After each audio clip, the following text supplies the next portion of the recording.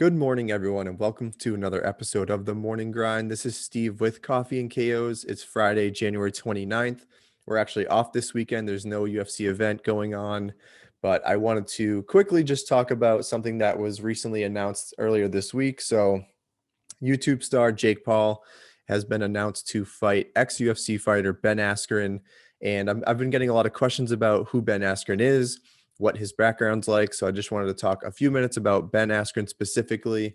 So if you know Ben Askren, you know that he was a two-time NCAA Division I national champion at wrestling. He actually qualified for the 2008 Olympic team. So he's obviously a very accomplished wrestler, and that's basically what his style was in MMA. He went through kind of steamrolled the competition. He would shoot for early takedowns.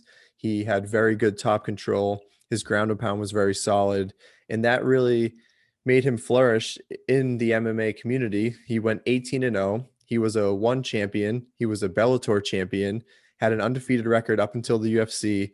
Then that's where he kind of started facing tougher competition, ended up going 1-2. His first win was over Robbie Lawler, which is a very controversial first round submission. The second was a loss to George Masvidal, which was that infamous flying knee that took him out within 5 seconds. And then his third and final UFC fight was I think, round 2 submission loss to Demian Maia. Very tricky fight for him, but kind of exposed where he's not a strong striker. If you look back at all of his fights, like I said, he has 6 TKO knockouts, but pretty much all of them are by ground and pound. Never really has like that one-shot knockout power. Never really decides to stand up and trade from a boxing perspective. So I think he's actually going to have a lot of issues going against someone like Jake Paul, who's obviously been training pretty heavily in boxing. And we know, Ben Askren has recently retired, hasn't really stayed active. And if he has, it's been more in the wrestling world. And I kind of compare this to if you were to take like a 7-foot center in the NBA, say someone like Dwight Howard, who back in his prime would have like 15 rebounds in a game. He could block like 3 shots per night. But if you were to take him and say, hey, Dwight, go out there. We're going to enter you into a 3-point shooting contest against a guy who's been basically shooting threes for the last 2 years or so. Do you think that he would go out there and win that? Probably not, because that's not Dwight Howard's strong suit. Yes, if it was like a rebound contest, yes, if it was a shot blocking contest, Dwight Howard would have massive success. But asking him to do something that's not a strong point, there's going to be a questionable outcome. We don't really know what the result's going to be.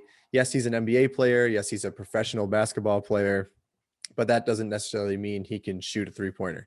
So when you look at Ben Askren, he's had an amazing MMA career, super good record, but all of that has been based around wrestling. If this was going to be in the octagon, it's a completely different story. I would take Ben Askren 10 out of 10 times, but we're asking him to go outside of his element and do something that he hasn't really done in his career.